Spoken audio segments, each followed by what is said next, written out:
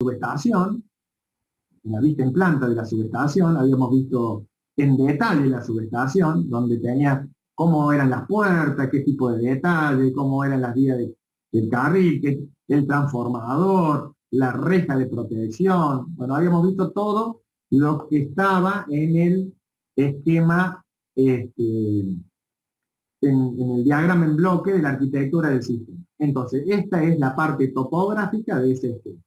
Todo eso es lo que vimos la semana pasada, la clase pasada. Entonces, pues, ahora tenemos que interconectar los componentes. Entonces, si esta es las celdas de media tensión y este es el transformador, bueno, los cables, lo que yo les decía que las trincheras, normalmente los cables de media tensión, hay que tratar de que no se mezclen con los de baja tensión. ¿Sí? ¿Por qué? Y porque un arco a lo mejor en el cable de media puede dañar el cable de baja y puede hacer un desastre. Entonces, fíjense que acá no se mezclan, ¿sí? Las celdas no se mezcla la trinchera de media tensión con la de baja tensión. Y mediante esta trinchera que está ya dentro del sistema, colocamos todos nuestros tableros. ¿Sí? Estos tableros van a ser de una cierta cantidad la envolvente, porque ¿cuál es el tema? Yo tengo que definir qué tipo de envolvente tengo que poner, y para eso tengo que generar un esquema unifilar, y con el esquema unifilar generar mi esquema topográfico. ¿Para qué? Para saber de qué dimensión va a ser y si me van a entrar todos los tableros que yo necesito para mi sistema. Fíjense que acá tengo el tablero corrector de factor de potencia, 1, 2, la bomba número 1, la 2, la 3, ¿sí? Y así sucesivamente, el tablero de transferencia automático, el de servicios auxiliares, y otro tablero el tablero de automático. Entonces, hay que tener mucho cuidado con el dimensionamiento, porque no vale hacer cosas que físicamente después no puedan entrar la cantidad de tableros que nosotros necesitamos para la parte eléctrica. Entonces, eso no es un dato menor. ¿Eh? Otro plano que faltó de ver es el plano de interconexión de señales de campo. Ahora se los muestro. Este es un esquema muy simple que luego también hay que desarrollarlo. No lo vamos a desarrollar nosotros, pero sí mínimamente que tengamos noción de qué hace cada componente. Entonces, desde el tablero de automatismo, en este caso, fíjense, tenemos un PLC. Yo sé que le clavo una daga en el corazón al ingeniero Santiago Polo, porque le puse ahí un PLC Siemens, y él es de la banda de Schneider. Pero bueno, esto es así. Fíjense que en este PLC, como todo PLC, tiene las entradas, ¿sí? Y las salidas. Y tienen distintos módulos, que uno le va poniendo módulo analógico, un módulo también lo vamos a ver, que es un módulo de transferencia de señales, ¿sí? Un módulo que si tenemos una red Modbus, la tenemos, o 485, el PLC tiene que entender ese idioma. Entonces también vamos a hacer un esquema muy parecido a esto, básico, pero lo suficiente para que se entienda de qué es lo que queremos hacer. Acá tenemos las compuertas motorizadas, ¿se acuerdan? Las que son de la entrada de toma, ¿no es cierto? Y en esta compuerta, ¿qué es lo que habíamos visto cuando trabajábamos con la maqueta electrónica? Y esa compuerta tiene una señal de abierto y cerrado, donde le dice al PLC la situación que tiene la compuerta, y qué otra cosa tiene. Y tiene el motor. El motor porque esta es una compuerta motorizada, entonces tiene un motorcito que el que le da mediante las salidas la orden en función de una programación específica.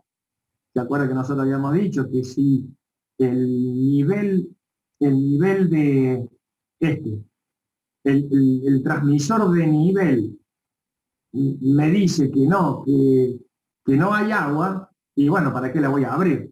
Entonces eso lo ve, digamos, el sistema, y con eso le da la orden.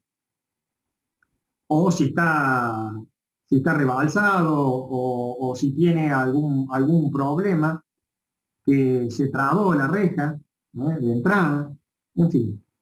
Eso lo contempla la programación del PLC, pero la parte física, el hard, es lo que nos interesa que ustedes lo vean. Entonces, ¿el hard cuál es? Y bueno, primero yo tengo el elemento, y mediante el elemento, la cantidad de señales que le van a llegar acá al PLC. ¿Para qué? Para dimensionar las entradas y salidas y la cantidad de módulos que yo tengo que ir poniendo. Para eso sirve. Entonces, fíjense, yo acá tengo, en esta compuerta tengo 2 entradas y una salida. Y bueno, tengo 4 compuertas, 4 por 2, 8 entradas, 4 salidas. Entonces se va a empezar a ir armando una planilla de señales y los famosos tags. Los tags son los nombres de que tiene cada uno. Por ejemplo, la ISU 1 va a tener un tag que dice compuerta abierta, la ISU 2 va a tener un tag que dice compuerta cerrada. Y así sucesivamente le van a ir poniendo cada uno de sus nombres. Carlos, perdón, ahí es lo que decía el ingeniero recién, es sumamente importante, y hay que tener en cuenta también qué tipo de motor y qué tipo de controlador va a tener ese motor, porque, bueno, en este caso son las señales abiertas y cerradas, que generalmente son las más comunes. Puede tener otra de alarmas de límite de torque, si encuentra algún tronco o algo, la compuerta al medio, el motor se esfuerza y actúan las protecciones del mismo motor, como por límite de torque, ¿no es cierto? O por sobrecorriente del motor. Bueno, esos controladores puede que tengan más de una señal o más de las señales básicas. Entonces, para el momento que ustedes van a confeccionar esta planilla que está diciendo el ingeniero, hay que tener bien claro qué tipo de motor, qué tipo de controlador, de actuador voy a tener para ver bien la cantidad de señales y no dejar nada afuera. Perfecto, gracias por la aclaración, Santiago. Es una de las cositas que yo me había olvidado. Lo que pasa es que este es un esquema básico en el cual después hay que ir desarrollándolo. Después vamos a ver en la parte de lo que es las señales de bomba, en el cual estas bombas habíamos dicho que tenían un variador de velocidad, y ese variador de velocidad tiene una placa, ¿sí? En este caso ya lo vamos a ver en el próximo plano. Es una placa, en este caso va a ser Modbus, ¿sí? Pero puede ser Ethernet. Hoy en día los variadores de velocidad son accesorios que se le van poniendo para ver el medio de comunicación que va a tener con el sistema. Y después pasamos a la parte de instrumentación. En esta parte de instrumentación, este es el indicador de transmisor de nivel, el que me decía, ¿se acuerdan qué altura tenía el pelo de agua o la cantidad de agua que tenía el pozo?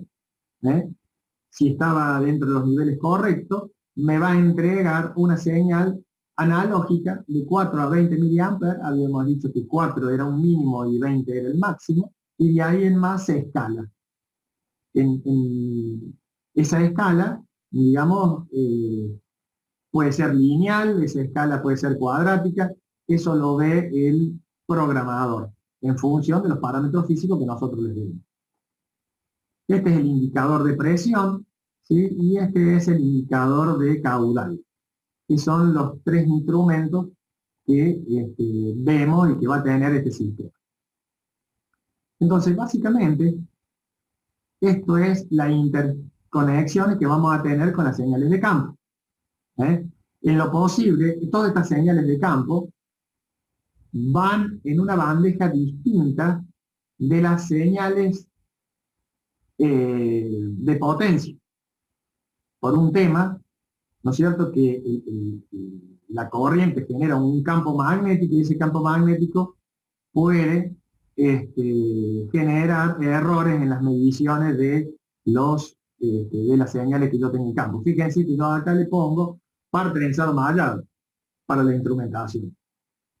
De esa manera, todas las corrientes espurias que andan dando vueltas, ¿no es cierto?, y que pueden atacar a este cable, con la malla directamente la saco afuera y puedo medir de forma correcta.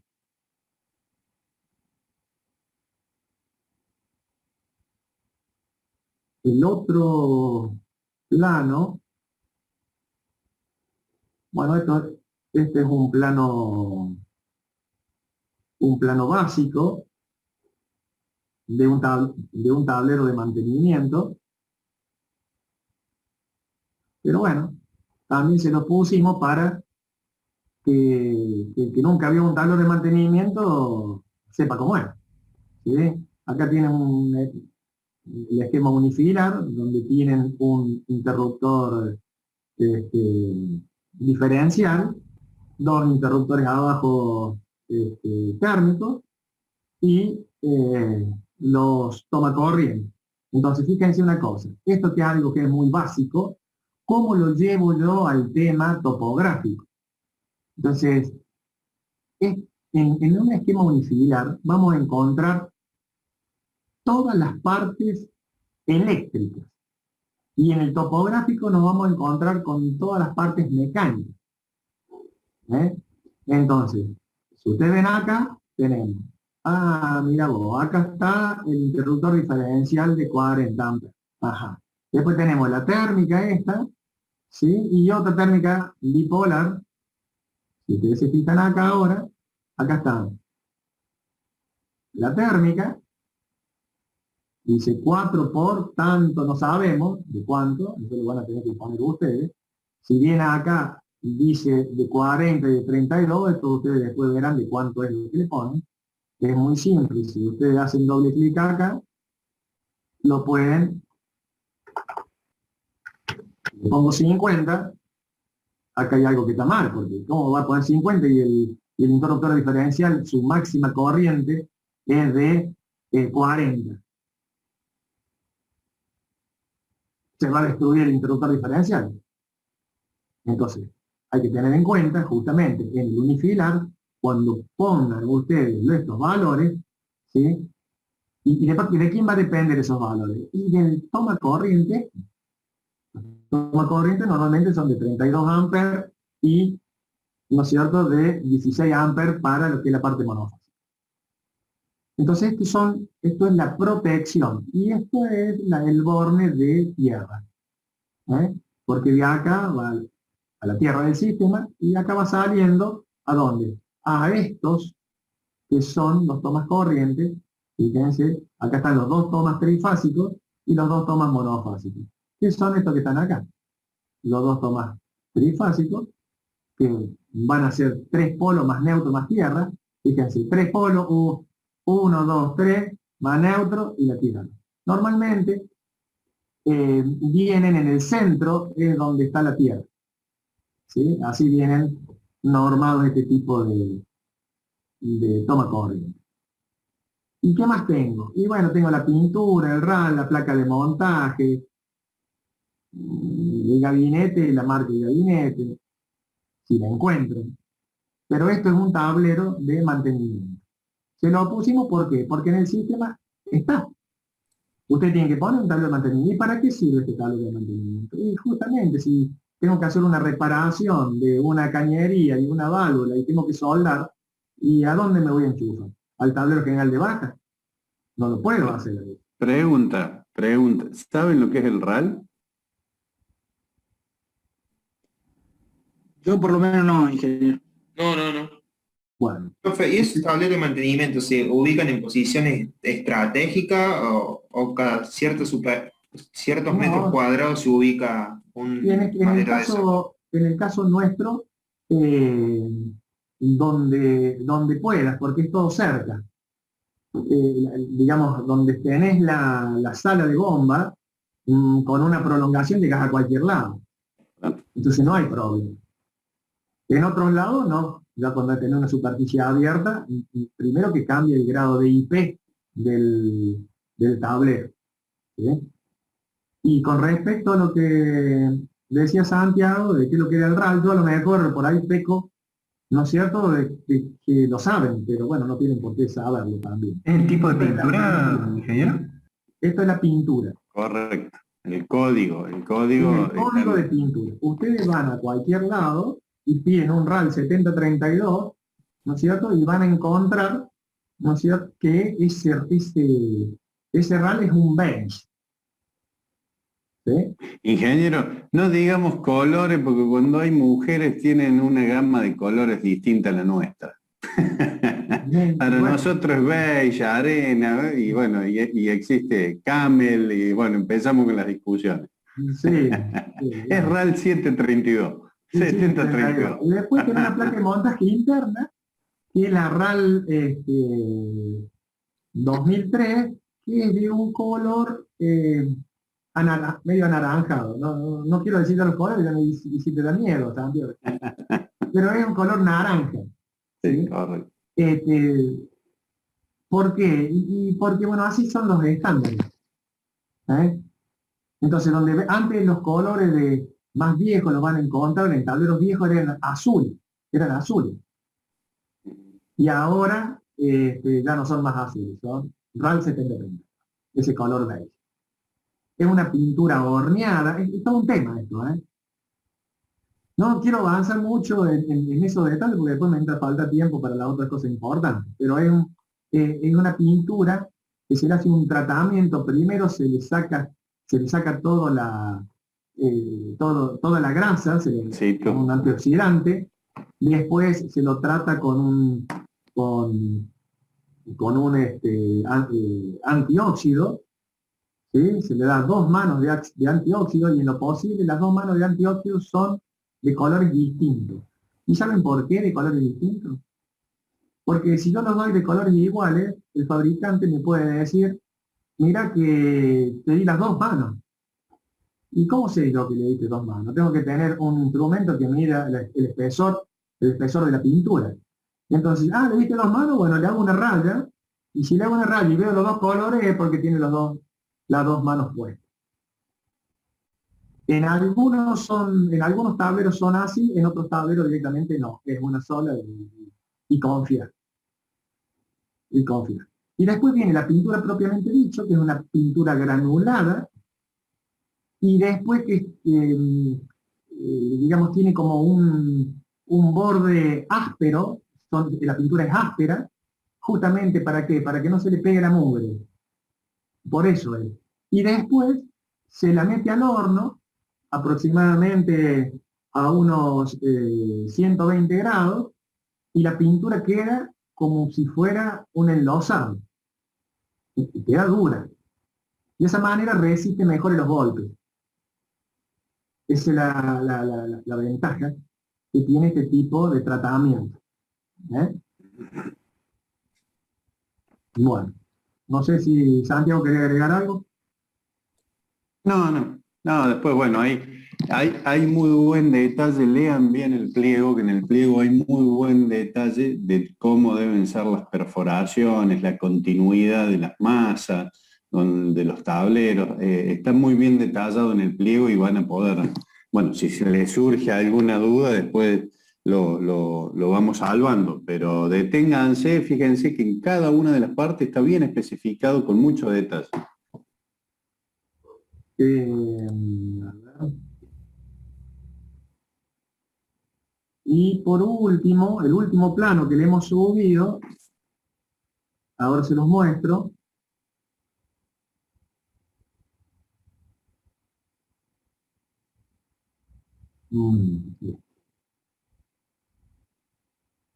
Los están viendo? Sí, sí, se ve. ¿Sí? Bueno, este es el plano de la arquitectura del sistema de red y del radioenlace que tiene con la planta. Acuérdense que la planta físicamente estaba en un lado y la obra de captación de agua estaba en otro lado totalmente distinto. ¿Sí? Entonces, ¿esto qué va a simbolizar? Y justamente la arquitectura del sistema de comunicación que va a tener los equipos. Fíjense una cosa. Acá dice un cuadradito, dice analizador de red. Ajá.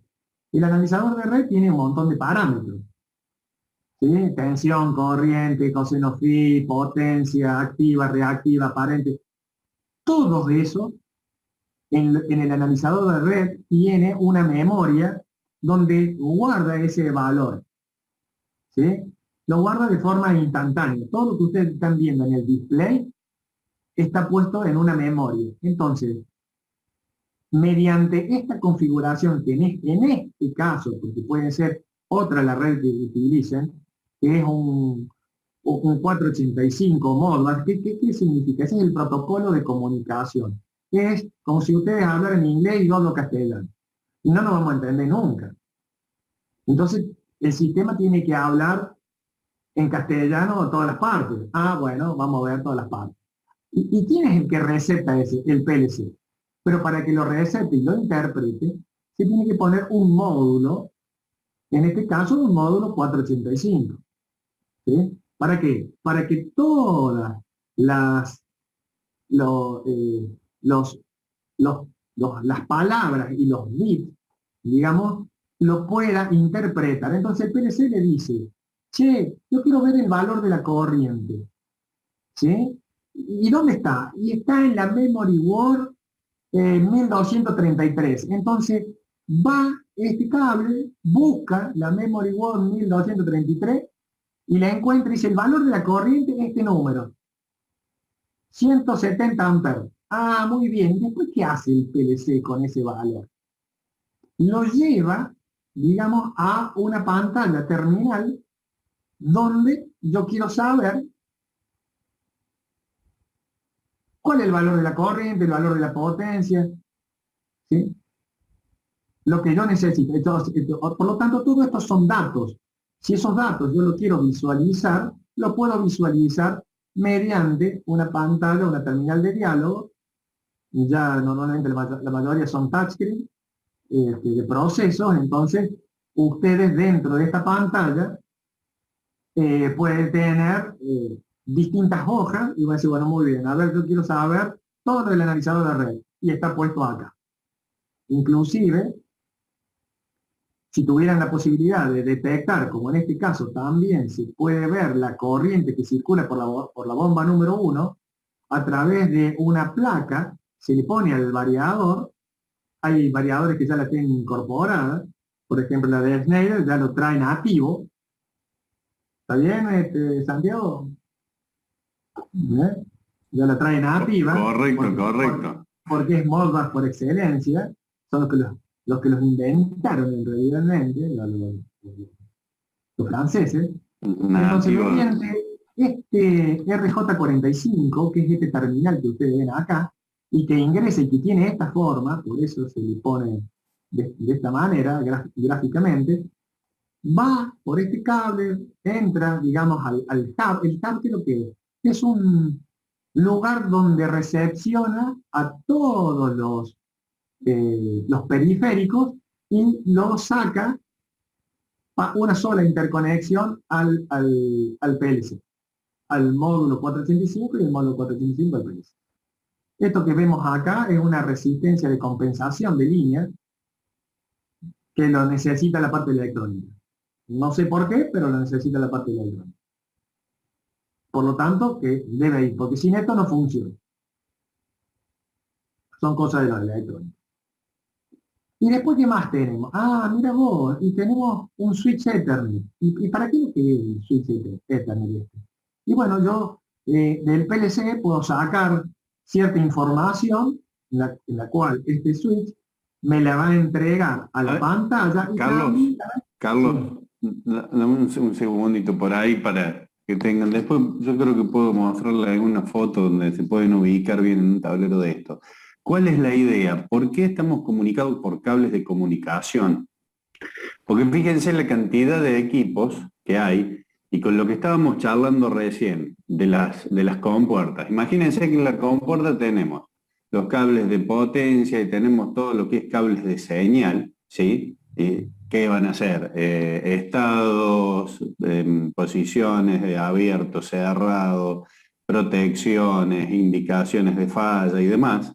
Imagínense si tuviesen que cablear, ¿no es cierto?, por cableado duro, de lo que se llama, todas esas señales. En cambio, mediante la comunicación, ¿sí?, ustedes tiran un solo cable, que es el cable de comunicación, y levantan y pueden hablar, ¿no es cierto?, con el protocolo que, como comentaba el ingeniero recién, pueden ir hablando con cada equipo y chequeando cada equipo permanentemente.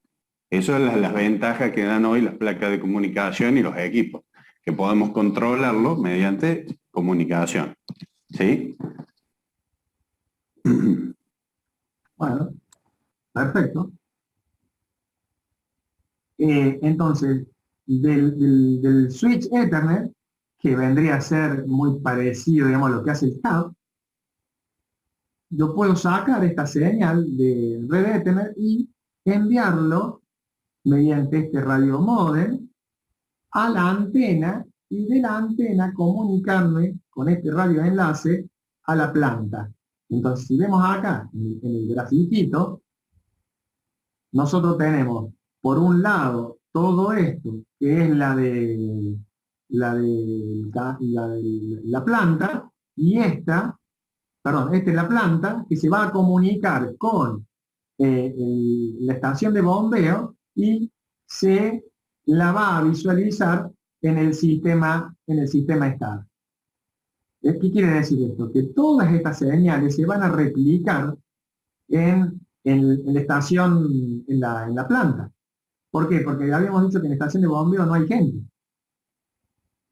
Entonces, cualquier problema que tengamos lo vamos a ver y lo vamos a estar controlando y viendo desde la planta, con todos los niveles. ¿Se acuerda que habíamos jugado un poco con esta maqueta para ver todos los niveles de operación? Por eso que se le hicimos ahí con el ingeniero Polo, para que puedan jugar y aprender divirtiéndose.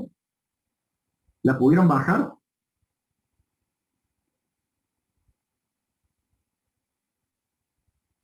Sí, la bajé, pero todavía no la corrí. Ah, Sí, está bien. yo igual. Mono bárbaro. Háganla correr porque me gustaría que jueguen un poco. Sobre todo para entender la dinámica que habíamos explicado, porque eso va justamente en conjunto con lo que estamos hablando ahora.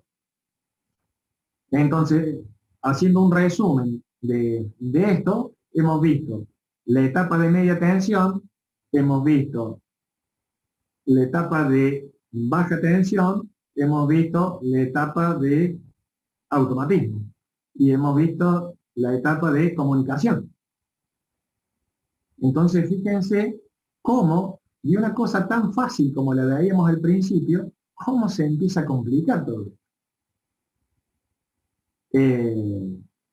Todo lo que hay que trabajar para llegar a que nuestro sistema haga lo que nosotros queremos que haga. Acá al costado están las características del radio modem, que yo se le he puesto, pero es más para los electrónicos que para nosotros, pero nosotros también tenemos que saber, porque si no, no podemos ni hablar con un electrónico. Y es por eso que es necesario que empiecen a conocer ciertas cosas. Por ejemplo, ¿qué es lo que es una comunicación punto a multipunto o de punto a punto? ¿Qué es un model full duplex?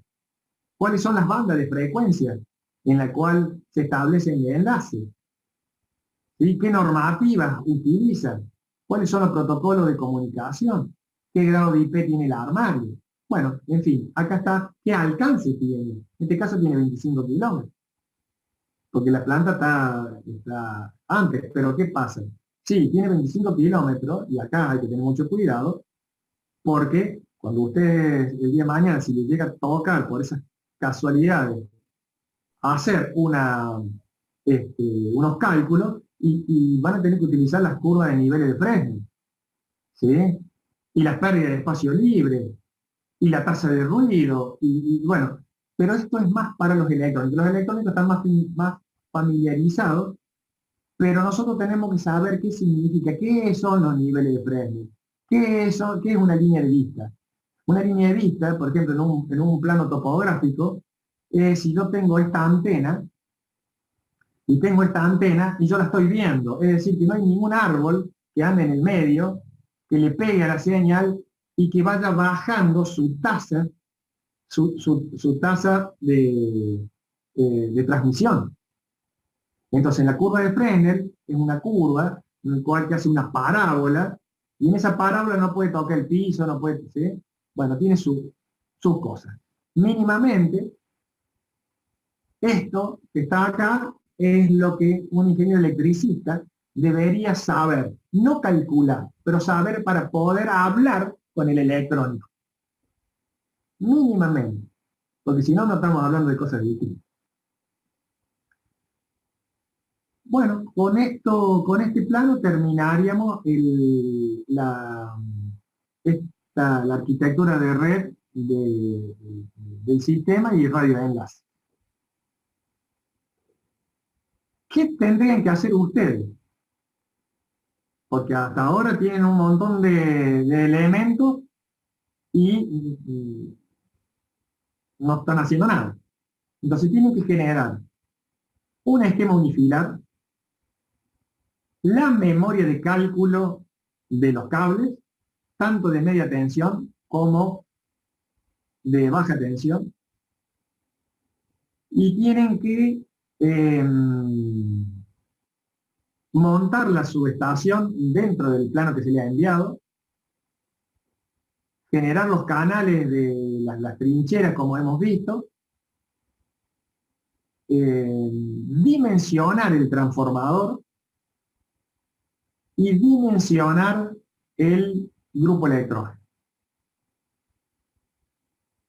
Esa es la tarea que ustedes tienen que hacer para esta primera etapa.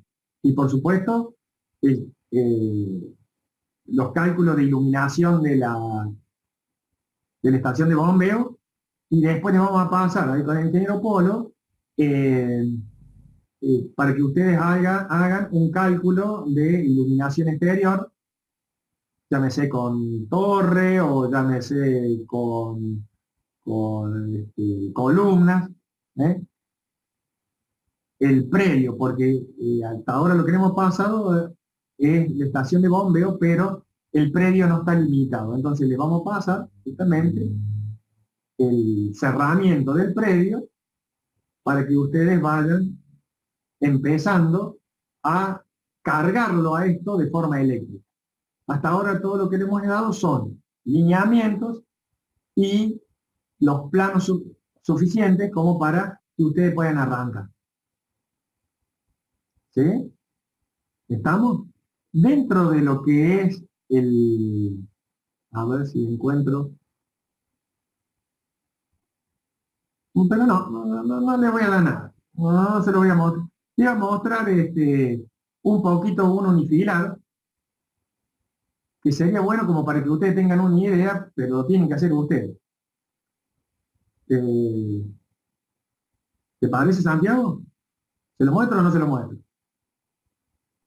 Profe, cuando se entrega un unifilar, en este caso en un proyecto, ¿siempre es en blanco y negro o puede ir con color? Porque en generación los planos de fundaciones y de postes nos dijeron que iban en blanco y negro. No, vos acá lo podés hacer en colores. Después, cuando vos lo imprimís, chao. No hay colores. Pero, pero bueno, es, es así. Yo normalmente uso un poco de colores para identificación de cosas, pero, pero bueno, a ver si tengo.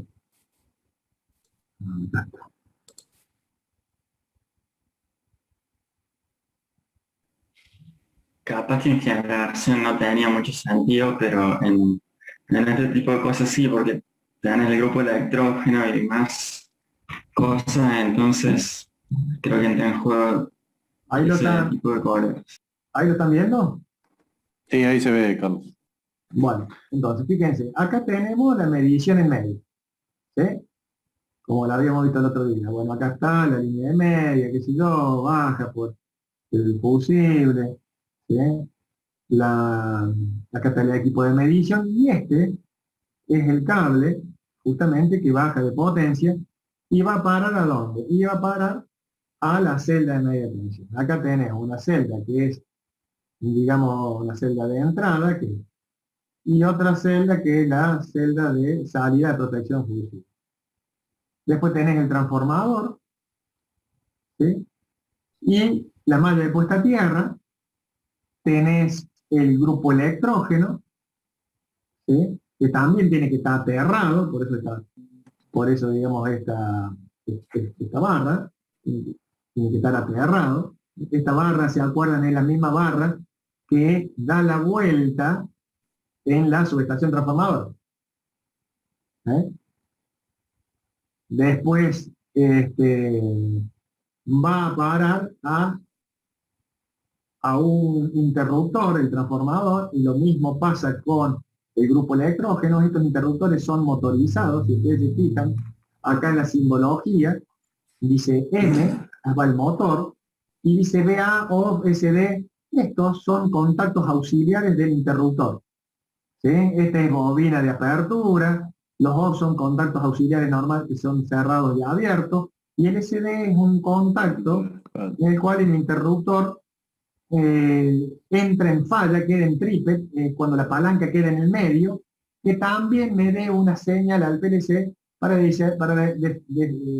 diferenciar si yo lo abrí manualmente o o el interruptor sufrió una falla y quedó en el medio. Está actuado. Está actuado. ¿Se dan cuenta? Bueno, este es una que está en la puerta es un indicador luminoso que está en la puerta donde me dice que si está en falla, que quedó en el medio, el indicador luminoso se ¿eh? Entonces ustedes mirando solamente el frente del tablero se dan cuenta que hay un interruptor que ha operado. Generalmente el color de esos testigos suele ser amarillo. Bueno, ahí diciendo con algunas cosas. Ahí dice. Depende qué norma use. ¿Sí? Fíjense que acá dice rojo. Entonces, normalmente todas las que son fallas, depende de la norma, por eso. ¿Sí? Si son fallas, es rojo. Si está en una posición, digamos que el motor está funcionando, es verde. Fíjense, acá vemos, bueno, vamos a ir por orden, si no me pierdo.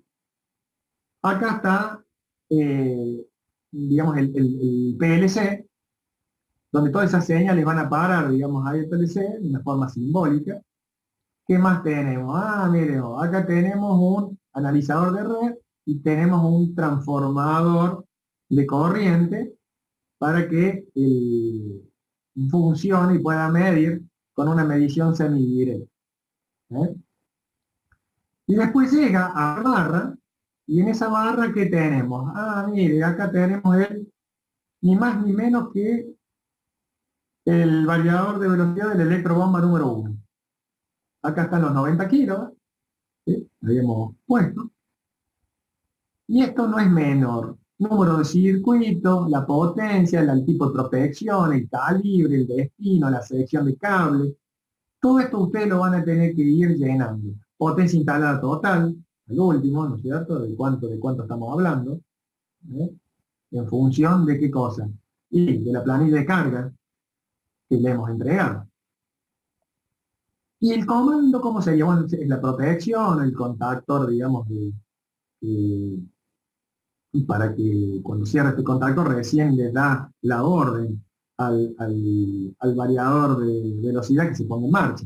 Y acá un cuadrito que no es menor. ¿Por qué? Porque cada operación tiene que tener en el frente de tablero esto. ¿Y qué es esto? Y bueno, el 1. El 1 me está diciendo un indicador luminoso que me está diciendo que está todo listo. El 2 es que está en marcha. El 3 que está en falla. Fíjense que está en rojo. Pero claro, también puede ser amarillo. Todo depende de la norma que vos estés usando. Y las empresas, a su vez, tienen su propia norma. Si vos vas a Renault, te dice amarillo. Si vos vas a pie, te dice rojo. Si vos vas a... ¿sí? En función de también queda limitado a lo que te diga la empresa en la cual vos estás trabajando. Después tenemos el 5, este que está acá, es un pulsador de reset, y el 6 es el paro de emergencia, el golpe de pulso. Entonces, bueno, pero ¿para qué le pones todo esto si no hay nadie que lo está operando? ¿Quién lo va a tocar ahí?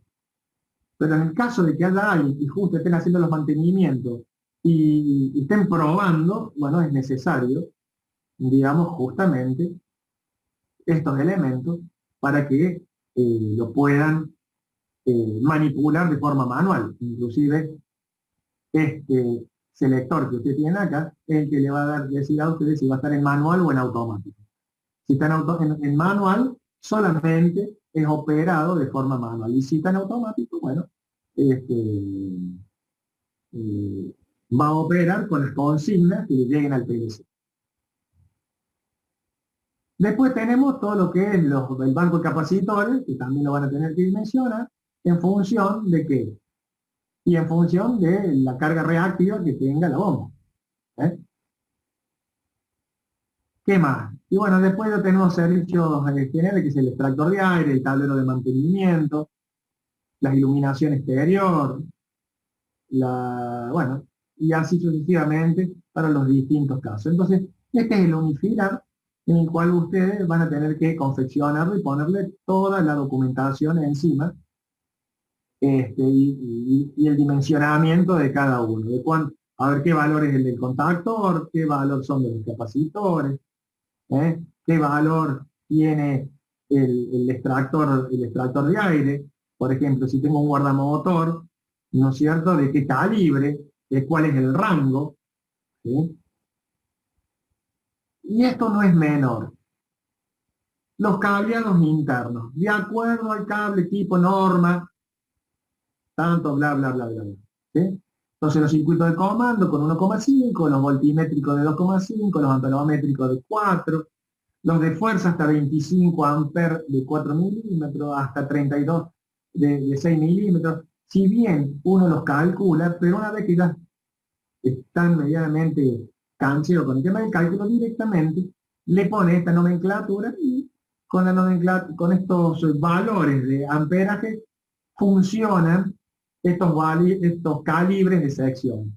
No se olviden que estos calibres de sección están metidos adentro de un cable canal y no tienen la misma posología que si estuviese en una bandeja portacable.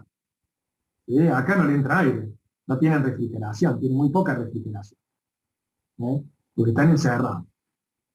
Es la simbología de acuerdo a la IEC 60439-1, ¿sí?, tipo 4B.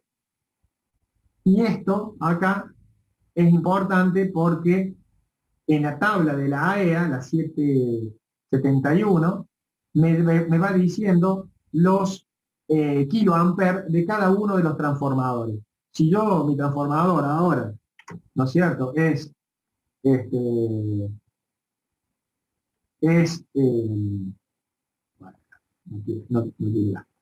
ahora de 630, y bueno, tengo 21 kiloamperes. Y esos kiloamperes es muy importante cuando ustedes vayan a definir el tipo de interruptor, sobre todo el tipo de interruptor que vamos a poner.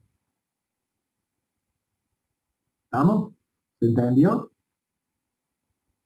Es decir, que el valor en kiloamper del transformador que ustedes pongan acá es muy importante porque es la corriente de cortocircuito que va a tener que soportar el interruptor cuando haya una falla. Lo va a tener que poder abrir. ¿Estamos? ¿Quería agregar algo, Santiago? No, estamos muy bien. Bueno, yo los tengo que abandonar.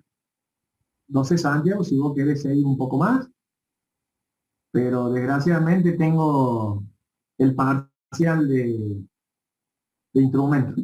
El instrumento. Sí, y tengo que tengo que acompañar, digamos, al ingeniero de la vecina porque por cualquier problema que tenga con el móvil, sobre todo. Está bien. Pero Nos quedamos ahí un ratito más viendo a ver si hay alguna duda o algo y liberado, Carlos. pero con toda esta documentación es la que tenemos que empezar a armar ahora nuestro proyecto. Porque ahora ya lo es. Imagínense cuando arrancamos con esto. No entendíamos nada. Y hoy ya entendemos muchas cosas. Entonces ahora hay que empezar a darle la forma. Y bueno, ahora les va a empezar a tocar un poco a ustedes. Y cuando Acuérdense que este es un proyecto que hay que armarlo e ir armándolo entre todos. Entonces, bueno, vayan viendo cómo se van a ir dividiendo como grupo para ir avanzando, ¿no? No hay que trabaje uno solo. Tengo una consulta, ingenieros. ¿Para el cálculo de iluminación se usa algún software en particular? sí, podés utilizar. Está el Dialux, está el Relux, también están dando muy bien el Relux. Eso lo podés usar. Y una cosa no menor, a ver,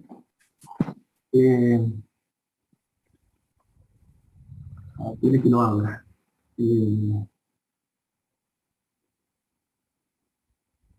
Bien. Quiero que empiece.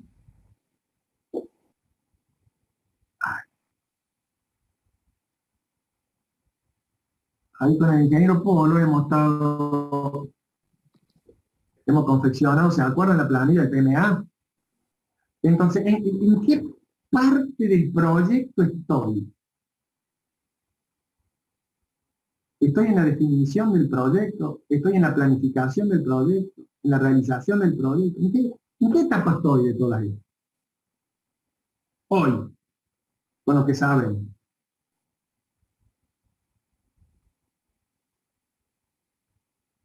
La planificación. Y estoy planificando porque la definición del proyecto ya sabemos qué es lo que tenemos que hacer. Tenemos las gomas, tenemos las potencias, ¿sí? O sea que estoy acá. Muy bien, estoy acá. Y si estoy ahí, ustedes tienen que empezar a llenar esto. El análisis de situación, la causa raíz para iniciar el proyecto. ¿Y cuál es la causa raíz? Y acá los empiezo a poner a pensar.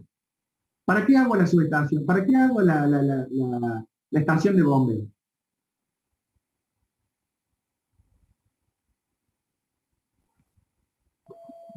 Para poder llevar el agua hasta la estación. Eso. Entonces, ¿usted qué tiene que poner ahí?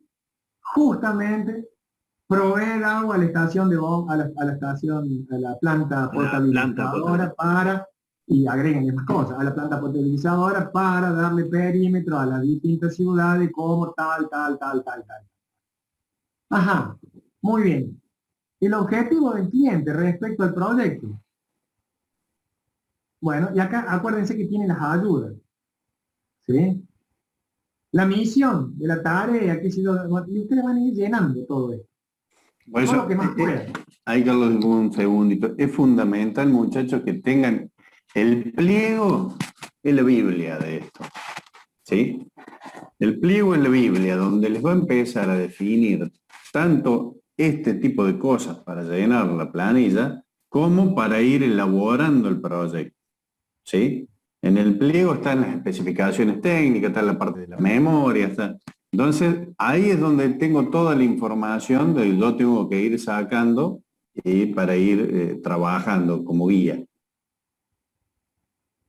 Entonces, con el pliego y con toda la información que tienen ahora, ustedes ya tienen una base importante para seguir adelante. ¿Y esto para qué sirve el PMA? Y para saber dónde estoy parado.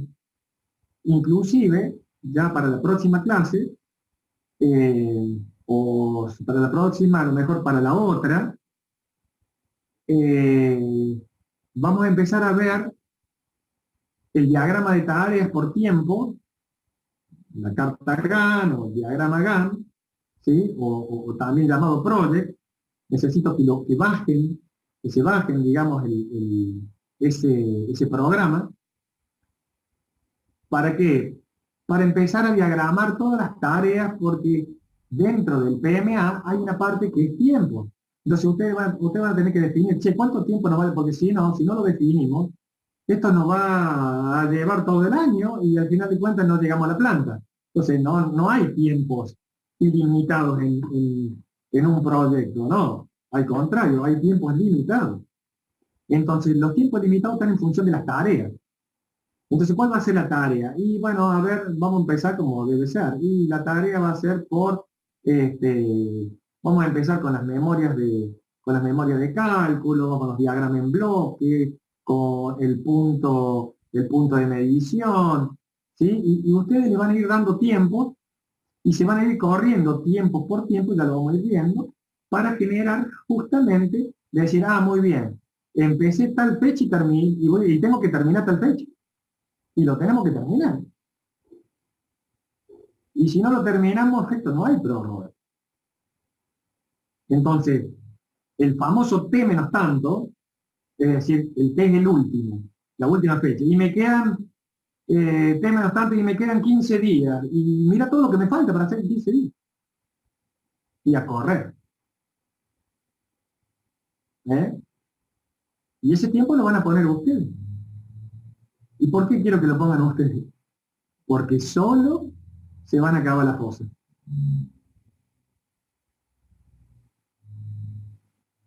No los asuste, ingeniero. Los abandono, pero los dejo siempre con siempre les dejo una piedrita en el camino para hacerlo pensar, pero para hacerlo pensar, no para asustar. Ustedes están ahora en una etapa de aprender, así que ahora es donde se pueden equivocar. Después cuando van afuera, que cuando tengan el link adelante, que tanto lo quieren ustedes al link adelante, ya van a ver lo que es la responsabilidad.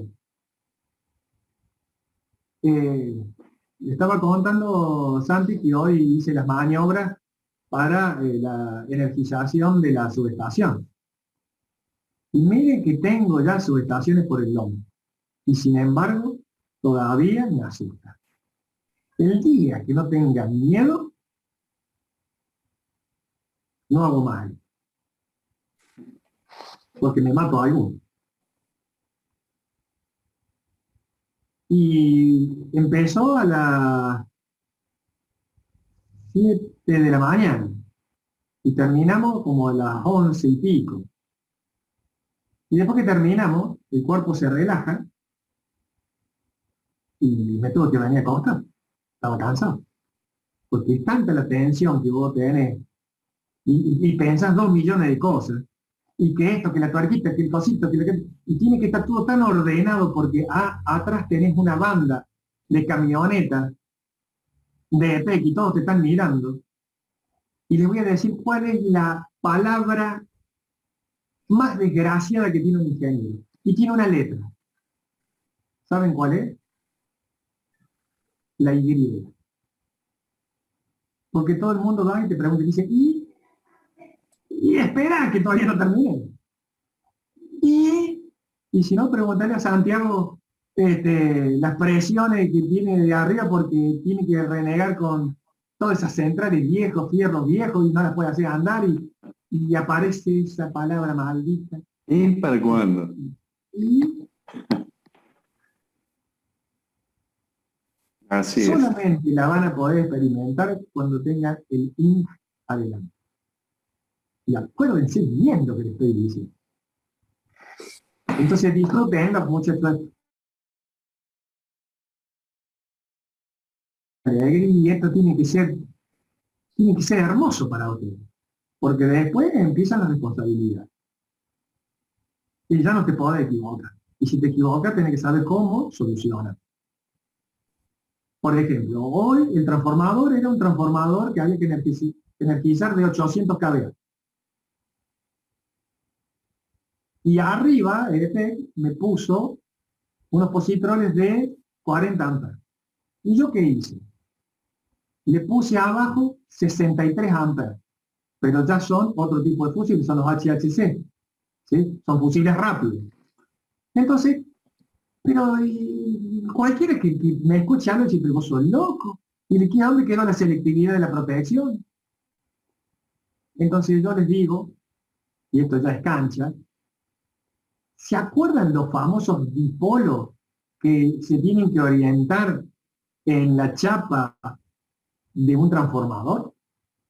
Bueno, para que se orienten, si están muy desorientados, si un transformador que hace rato que no lo energizan, o un transformador nuevo, cuando le demos energía, para que se orienten esos dipolos, la corriente de magnetización es altísima y me quema en fusible. Y un fusible de esos vale 8.000 pesos. Prefiero pagar un asado, pero no dárselo a la electricidad, para que me lo queme. Entonces le pongo un fusible de mayor calibre. Una vez que el transformador empezó, ya está energizado y empieza, y van a escuchar, ustedes siempre, acuérdense, ustedes son los Picasso y con el oído, ¿no es cierto? Tiene que ser, no sé qué cantante famoso tienen ustedes, pero en nuestra época era el YouTube. Bueno, tiene que ser y tiene que tener un oído espectacular. Entonces el transformador empieza a vibrar, a gritar, ¿sí? Diciendo, mirá, se está ordenando todo los dipolos, empieza con un ruido alto y va cayendo, ¿sí? De una manera asintótica, va cayendo el ruido y se estabiliza. ¿Qué significó eso? Eso significa la orientación de los dipolos. Pero eso no es gratis. Se come una corriente altísima de magnetización. ¿Y me va a quemar un fusible? Ni loco. Toma, te doy para que tenga. Y una vez que ya arranco, después saco los fusibles y le pongo los fusibles de 40 amperes rápido para que tenga selectividad con lo que tengo los lentos, que son los de arriba. Y se han secado. Pero no me como esos fusibles, que son 8.000 pesos. A nadie le gusta perder plata. Muchachos, los abandono. Son todos tuyos, Santiago. Pero ¿cómo hacemos? Porque si yo me voy, ustedes pueden seguir. Te tengo que poner como confitrión. Como confitrión.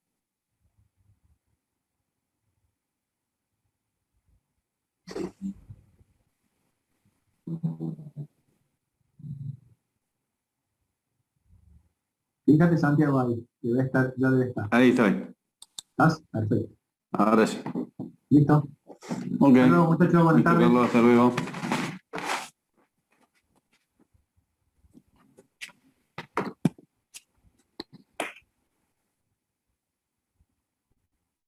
Bueno, a ver, de todo lo que ha venido hablando el ingeniero, ¿a dónde están parados? ¿Qué tienen de claro de lo que tienen que hacer o que no?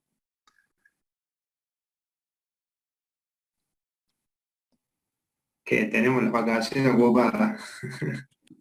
Además, bueno, o sea, ustedes tienen toda la información ya, ¿no es cierto? Se han ubicado bájenla y mírenla, ¿no es cierto?, a la simulación que hay, ¿sí?, a la maqueta esa que hay, porque les va a ilustrar mucho, ¿no es cierto?, lo que es el control. El tema del control puede que algunos tengan más experiencia, otros menos, pero ahora tienen que empezar a trabajar. Como les decía, el pliego es la Biblia, muchachos. En el pliego les dice el objetivo, por qué, cómo van a ser las alimentaciones, dónde van a estar tanto la estación de bombeo como la planta, cómo va a estar compuesta cada uno, cómo va a ser el cableado, el trafo, los tableros, les dice todo, pero ustedes por algún lado tienen que empezar, ¿sí? Por algún lado tienen que empezar. Y empezar, como le decía el ingeniero recién, es el plano de planta, ubiquemos cuáles son los equipos, ¿no es cierto?, de potencia que tenemos. ¿Cuáles son los equipos de potencia? Son, por un lado tenemos el transformador, los tableros, las bombas, potencia y los específicos son las bombas, y las compuertas, ¿sí? Entonces, para empezar a diseñar, y ustedes lo han hecho en el proyecto final o en el proyecto de instalaciones. ¿Cómo se han ido guiando? ¿Por dónde empezaron? Por una memoria descriptiva. Está bien, la memoria descriptiva está, porque es parte del pliego. Realizando la planilla de carga y en función de eso, digamos, esa era la base. Bien. De ahí se empezaba y ya definíamos todas las instalaciones. Exactamente, definen la planilla de carga. ¿Por qué? Porque tienen que saber si lo que les decía yo recién, la potencia, qué es lo que tengo, qué es lo que tengo que alimentar. Entonces, ustedes definen la planilla de cargas, ahí van a saber los cables de alimentación, pueden hacer la planilla de cargas, protección y demás, para ir bosquejándolo, ¿no es cierto? Para ir bosquejándolo en un unifilar, ¿sí?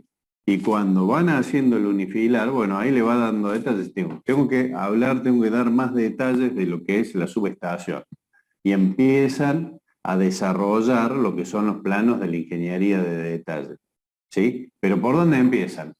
Como dice ahí uno de sus compañeros, definen cuál es el centro de carga. Acá en este tipo de proyectos está indicado, porque ya tienen lo que son los planos civiles, de dónde va a estar la subestación, dónde va a estar el trafo, las celdas, y dónde va a estar la potencia con las bombas, ¿sí? Entonces, es importante definir la planilla de cargas. Por la planilla de carga usted le va a estar dando de cuánto tiene el transformador, tiene que ser el transformador, qué tipo de alimentación tienen que tener, de cables y demás, ¿sí? Entonces es muy importante organizarse y empezar por eso. Es lo que tienen que ir avanzando ustedes, coordinándose, porque van a tener que hacer un trabajo en equipo para poder ir mostrando en las próximas clases cuál es el avance, ¿sí? A ver, una de las... yo puedo que la próxima clase les pregunte o les preguntemos al ingeniero si, bueno, ¿tienen realizado la planilla? ¿Han hecho algún cálculo de cable? ¿Algún cable en especial? ¿Cable tipo en especial? Bueno, ¿eso dónde lo va a decir? Si hay algún tipo de cable especial o algo. El pliego, ¿sí? Entonces ustedes permanentemente tienen que ir al pliego para ver qué le especifica. El pliego tiene muy claro lo que es la estación de bombeo, ¿sí? Y le define cómo tiene que ser el transformador, ¿sí? La subestación, la malla puesta a tierra, cómo va a ser la malla puesta a tierra. Entonces, para ir tomando esas definiciones y empezar a avanzar en el proyecto. Una vez que ustedes lo empiezan a bosquejar, empiezan a realizar, ¿no es cierto?, el unifilar, bueno, ahí hay mucho para trabajar. Cálculo de cables por caída de tensión, verificación de cortocircuito, protecciones, qué tipo de protecciones, si están especificadas, si no están especificadas, mallas de puesta a tierra, protección contra sobretensiones de descargas atmosféricas, ¿sí? Entonces el mismo pliego los va guiando para lo que ustedes tienen que ir desarrollando. ¿Lo han leído el pliego, muchachos? Sí. Va. Sí, sí, sí. Sí, por ejemplo, yo recuerdo que los cables casi todos eran aislación XLPE, lo mencionaba el pliego, por Bueno. ejemplo. Bueno, esas son las cosas que ustedes tienen, son definiciones muy, muy básicas, ¿no? Hay algunos pliegos que lo va a indicar, otros que no, ¿sí? De acuerdo a cuán detalle tenga el pliego. Pero lo tienen que ir corroborando ustedes. No puede pasar que esté especificado algo en el pliego y ustedes cuando lo hacen no lo tengan en cuenta. Eso no puede pasar, ¿sí? ¿Por qué? Porque se presentan, eso ustedes imagínense que se presentan como empresa a una licitación. Si ustedes tienen un costo que por no tener en cuenta es la indicación del pliego, pueden estar más baratos y quedar fuera de licitación por el hecho de que no cumplen la especificación técnica, o mucho más caros por el mismo motivo. Entonces, les repito, el pliego es la Biblia. ¿Sí? A ver, ¿hay alguna duda puntual con el pliego hoy?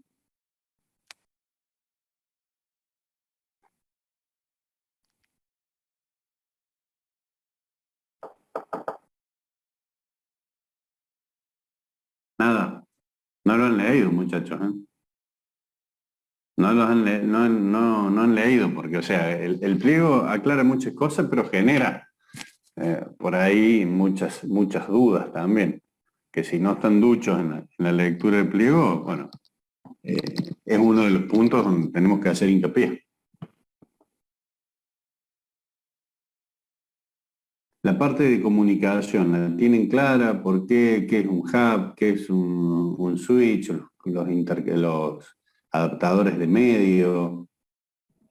Ahí a mí me pasó en esa parte que no entendía nada, tuve que googlear la mayoría de las cosas, digamos, lo que era comunicación y todo eso. Bien. Bueno, a ver. Como les indicaba el ingeniero recién, generalmente una red, ¿sí? Hay distintos protocolos de red.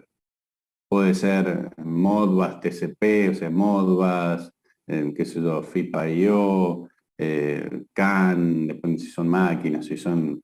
Bueno, hay distintos protocolos. La más utilizada generalmente es Modbus, ¿sí?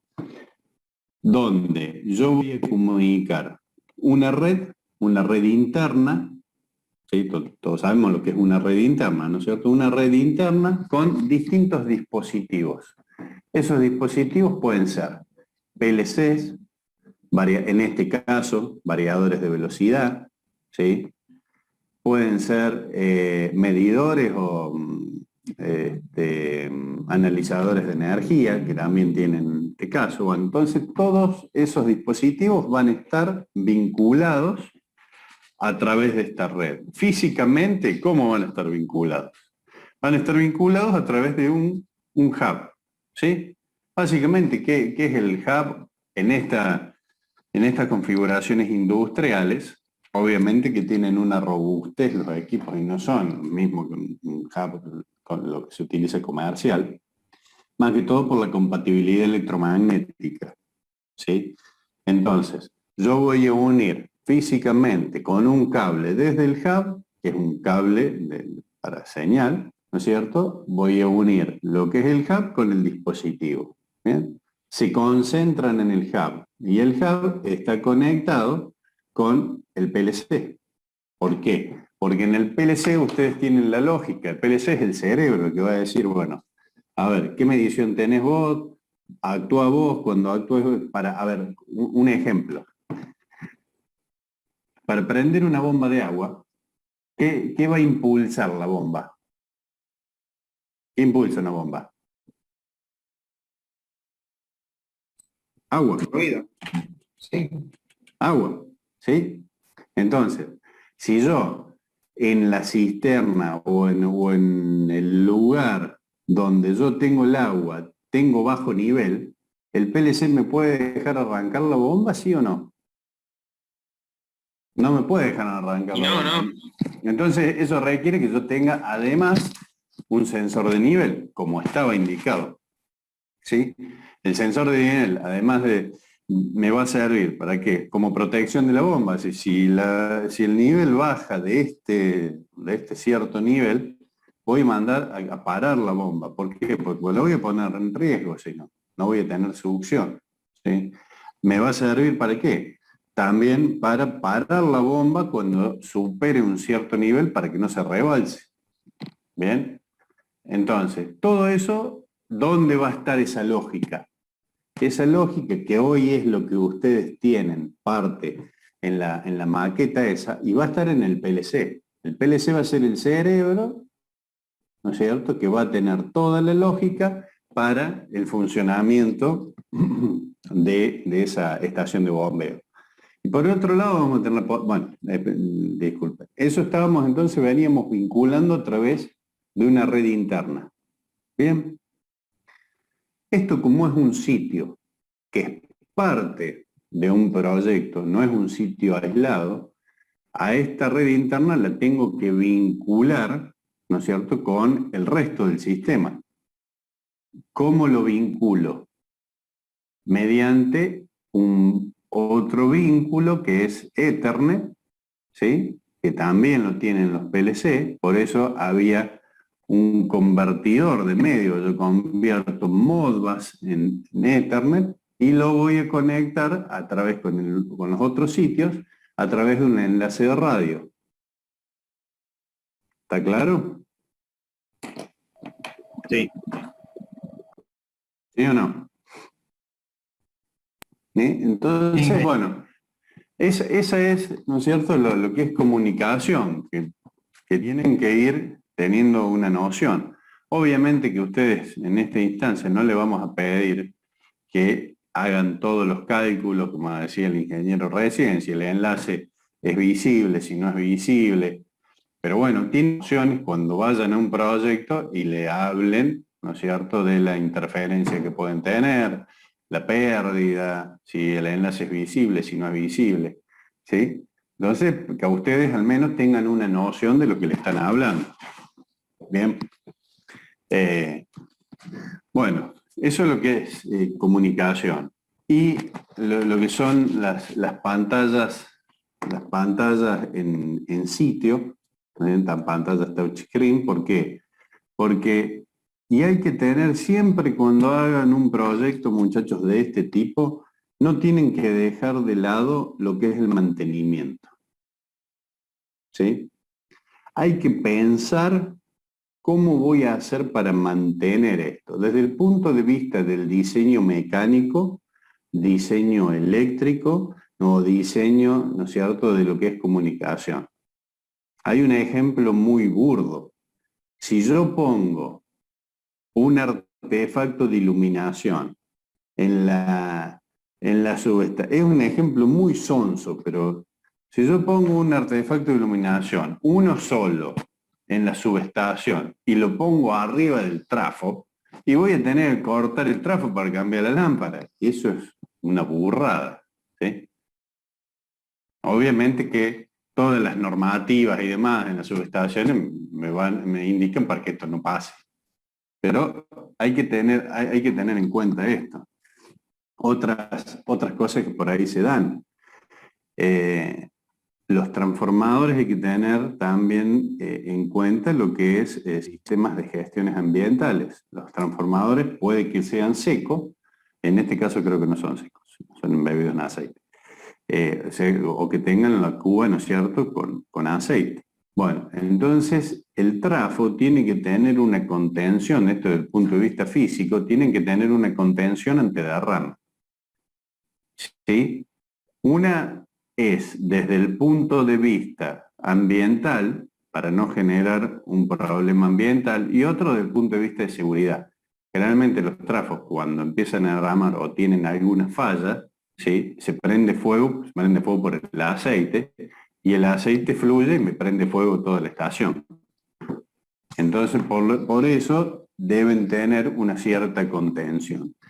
Y he visto muchas fallas en la contención y las trincheras. que cuando hacen la trinchera y la trinchera la hacen hasta el lado del trafo. Y después no hay forma de contenerla porque si hay una fuga, se me va el aceite por la trinchera y se me fue a toda la estación. ¿Sí? Entonces, ese tipo de detalles hay que tenerlo en cuenta. ¿Bien? ¿Han visto, tienen experiencia de haber visto alguna subestación con las contenciones que le digo, las trincheras y demás? No, de haber visto físicamente no. En el proyecto de instalaciones, le han hablado de este tema, ¿no? La verdad que en el proyecto de instalación, la salvedad está para el caso de los derrames con la trinchera. Bien. Bien. Bueno, entonces, digo, son detalles que hay que tenerlo bien claro. Lo demás, a ver, ¿cómo voy a hacer el izaje? ¿Cómo voy a hacer el izaje? Lo que son los cáncamos de los tableros, si yo voy a llevar el tablero hecho, si lo voy a hacer en sitio. ¿Sí? Entonces, no hay que perder de vista el punto de mantenimiento, porque después cuando uno, obviamente que hay que mantener todo este tipo de cosas, y bueno, ¿a quién se le ocurre el tipo meter este variador acá adentro que no lo puedo sacar? Tengo que sacar todo el tablero porque quiero hacer un tema en barra, no tengo acceso a la barra porque me pegaron el tablero contra la pared. ¿Sí? Entonces son detalles que hay que tenerlos en cuenta. Ustedes cuando ven proyectos hechos, y bueno, ahí es donde se van a ir tomando, ¿no es cierto?, un poco de esta experiencia. ¿Sí? Cada una de las partes, por eso es fundamental que podamos hacer, muchachos, este proyecto a lo largo de este año. ¿Por qué? Porque guarda y que no cometamos un error en esto. Este no es un proyecto de instalaciones. ¿Sí? Tiene una parte es el proyecto de instalaciones, pero después lo que es el llenado y la gestión de un proyecto, lo que es el llenado de la planilla, ustedes van a aprender a ver cómo se hace el seguimiento de un proyecto, ¿sí? Desde el punto de vista de gestión. ¿Sí? Por eso es importante también tener bien claro y paso a paso ir haciendo el proyecto, manejar bien el project, ¿sí? El project que es una herramienta muy buena para hacer programación por camino crítico, bueno, de acuerdo al tipo que elijan, pero por camino crítico es lo que se le está pidiendo. ¿Han trabajado con project? No, a ninguno ha trabajado con project. Yo no. O sea, lo vimos en administración lo que es el camino crítico, eso, pero con la herramienta del proyecto no. ¿Ninguno trabajó con project? A ver. Denme un segundo, si tengo alguno. No.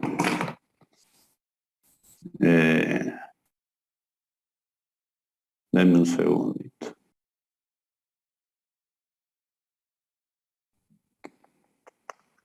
Debería tener alguno más.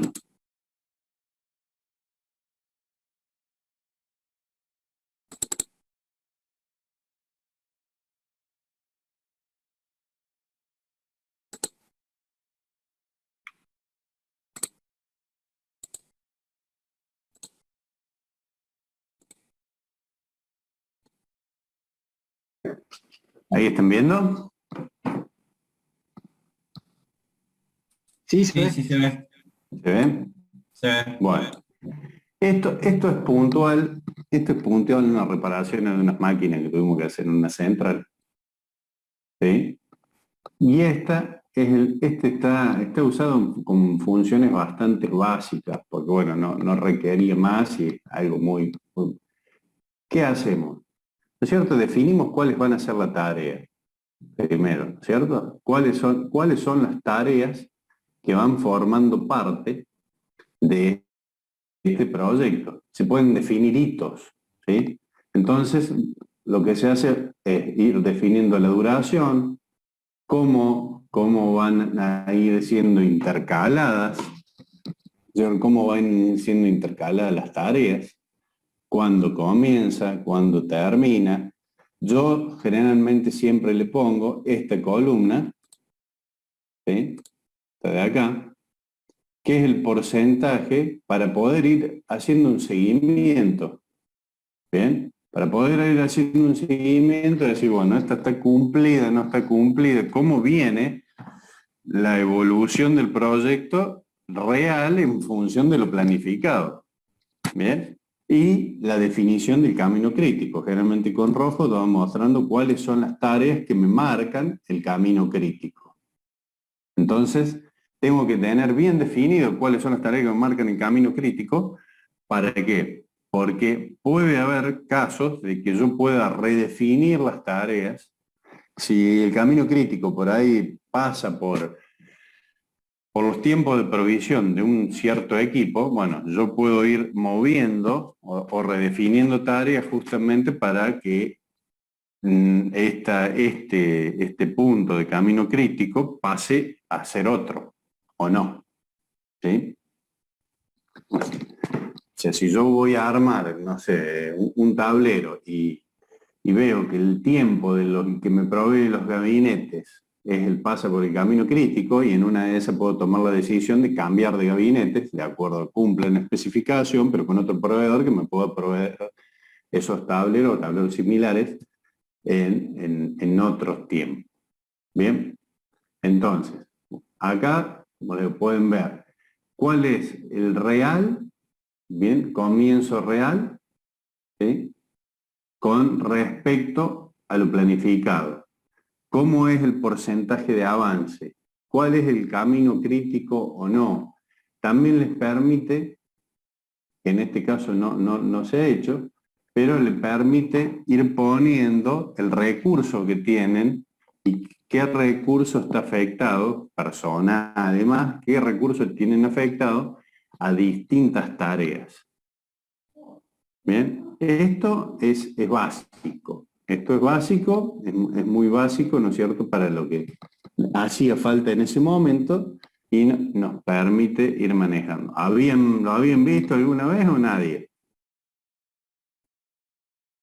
No, yo no había visto. Yo tampoco había No, visto. yo tampoco. Ninguno. Bueno, bájenlos, el Project es una herramienta de Office, ¿sí? Y es muy simple comenzar a usarlo, tiene muchas herramientas, tiene muchas herramientas, pero es muy intuitivo. Bien. Bueno, esto va a ser, como les decía, no es un proyecto de instalaciones, sino que vamos a hacer el seguimiento de gestión de lo que es el proyecto, el seguimiento con la planilla, la generación del proyecto para ir viendo cuál es el camino crítico, cómo es los tiempos y demás que tienen para la ejecución de este proyecto, y bueno, en cuestiones económicas también del mismo. Entonces, ahí vamos a ver en forma integral lo que es gestión de un proyecto. Pero, obviamente que nosotros partimos que la parte técnica del proyecto de instalaciones, ustedes ya lo han hecho, entonces lo tienen claro.